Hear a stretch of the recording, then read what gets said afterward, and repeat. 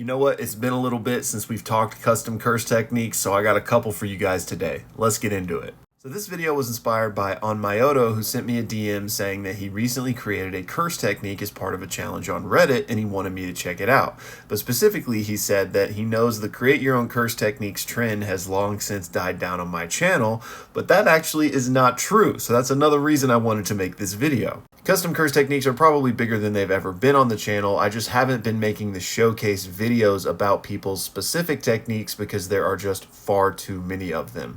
We have entire forums in the Discord dedicated to these things and tournaments that are ongoing where people's curse techniques are pitted against one another. And this tournament, which I'm sure some of you have seen me talk about back when it first started, is still going on. There were 128 people in that tournament. I believe we're in the midst of round 3 right now, so I think there's about 32 people left, and as we get more toward the end of that tournament, I will make another video covering like who the finalists are and everything like that, like I did for the previous one. So Onmyoto and anyone else who has been missing the custom curse technique videos, you definitely need to join the Discord, check out these forums. Even if you're not in the tournament, there's still lots of custom curse technique discourse and stuff going on all the time, so would highly check that out. But with that reminder out of the way, now let's take a look at Onmyoto's technique.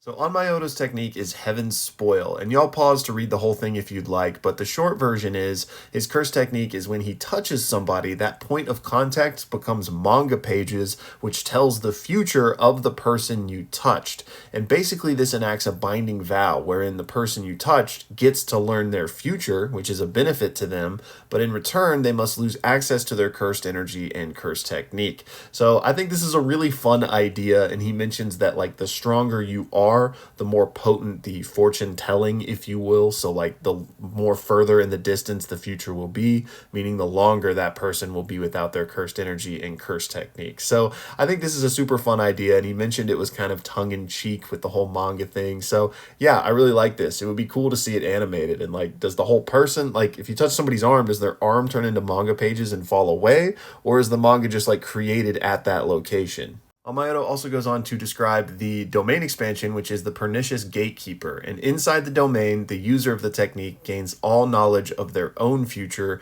without any of the drawbacks, and anyone trapped in the domain keeps their cursed energy. So it's basically a normal fight, but you know the future, which basically means you're going to win, right? And they can change their future as they see fit, molding fate with itself. So yeah, this is like an instant win con, but a really cool way to do it because you can basically make anything happen that you want to.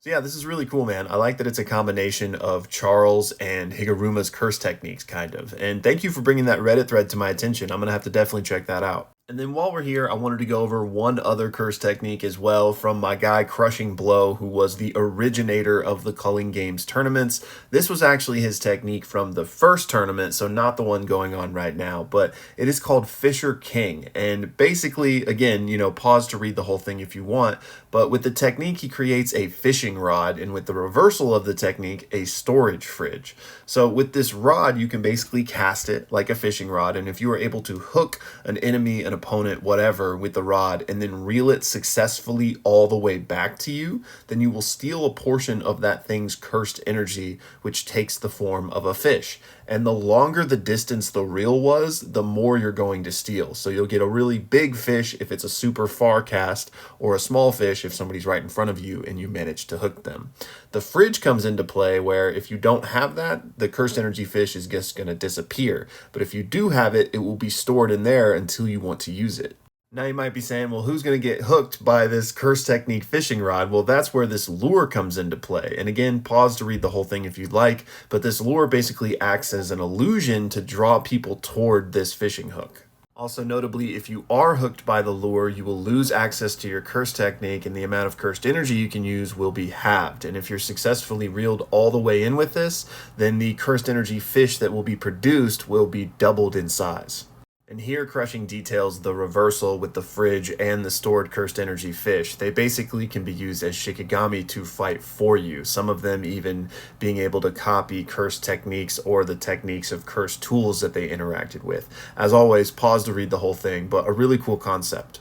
And finally, Crushing also created a domain expansion called Clear Angular Pond. This domain creates a big pond, and the cool thing about this is the sure hit effect only takes place when the opponent is hooked by the rod. And when they are, they're basically trapped in a net, getting, impaled by fishing spears, and in this pond are more of the fish shikigami, and when the opponent starts bleeding from the spears, all of the fish start getting into a frenzy. So I really liked the theme of this with the rest of the technique. I love seeing y'all's creativity when it comes to these techniques. So for those of you that haven't already, join the Discord, throw your custom curse technique in the forum, and perhaps you can enter the next tournament that we have. But I do just want to throw out a little reminder for anybody that wants me to just review their custom curse technique. I'm putting a hold on that for now while the tournament is going on, just because there's going to be a lot to cover once that gets near its end. So I just wanted to make this video as a little reminder about all of those things. But of course, please join, please share the techniques. I'm in there checking them out.